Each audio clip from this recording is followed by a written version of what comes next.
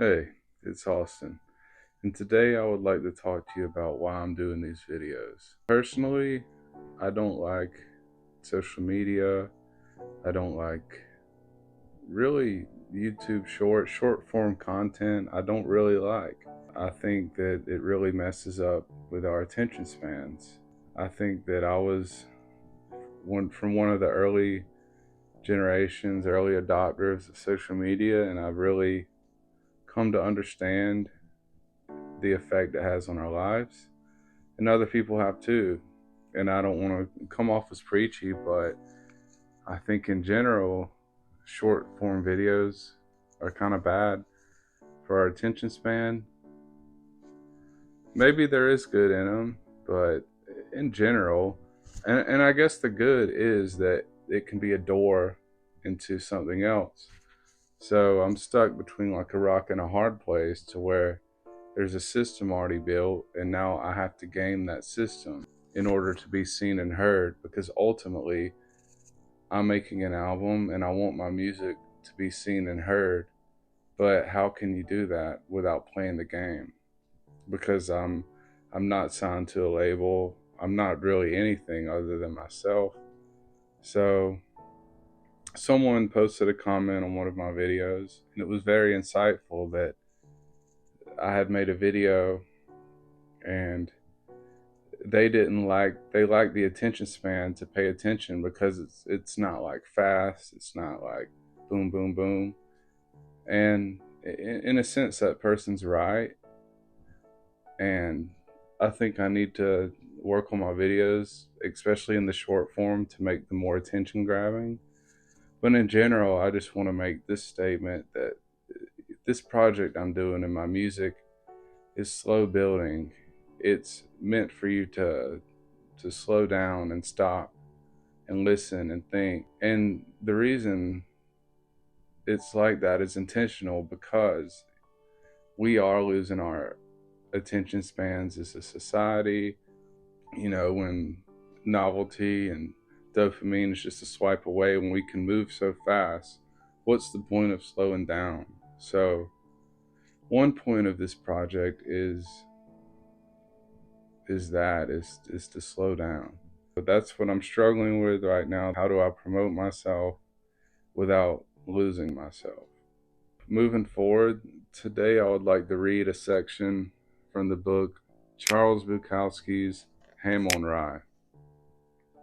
For those of you that don't know Charles Bukowski, I'd like to talk a little about him. He's this crazy maniac of a guy, of a man, probably half insane. His earlier years, he had really bad acne, so he had to go through a lot of struggles when he was really early. And from like, I think it was 20 to 30 or something like that, he was just this heavy alcoholic, and he calls it his dark years, because he just was blacked out through life for like 10 years. But he loved literature, and he always wrote. He wrote and wrote, and he never got really any success. And then he was a mailman, and he did all these odd jobs, but he always wrote. Whether he was a mailman, he'd ride at night, go to work in the morning, and he never stopped. And eventually, I think he might have been like 50, 60, just way later in life, he got recognized, and as a poet mainly. It's kind of an enduring story. His philosophy is kind of wild, and he's really worth checking out if you haven't heard of him. Also, Hank in Californication is based off of him, if you've never heard of that show. Then I saw the girls leap up and follow Jim into the water.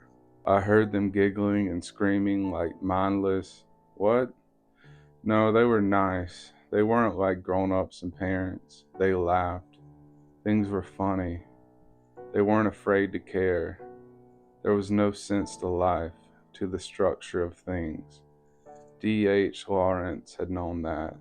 You needed love, but not the kind of love most people used to and were used up. But not the kind of love most people used and were used up by. Old D.H. had known something. His buddy Huxley was just an intellectual fidget, but what a marvelous one.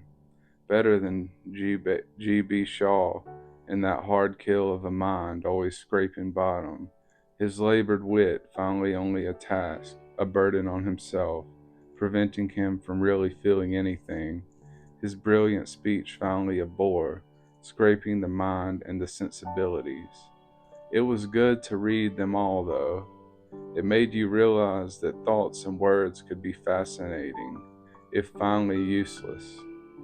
Jim was splashing water on the girls. He was the water god, and they loved him.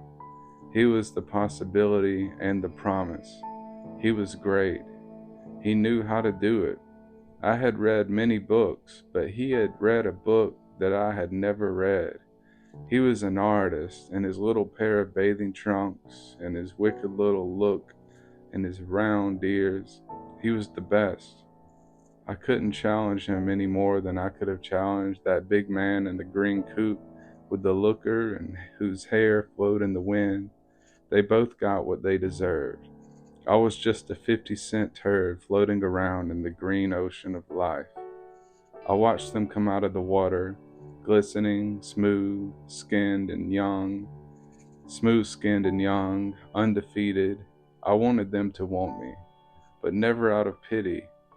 Yet despite their smooth, untouched bodies and minds, they still were missing something because they were, as yet, basically untested. When adversity finally arrived in their lives, it might come too late or too hard.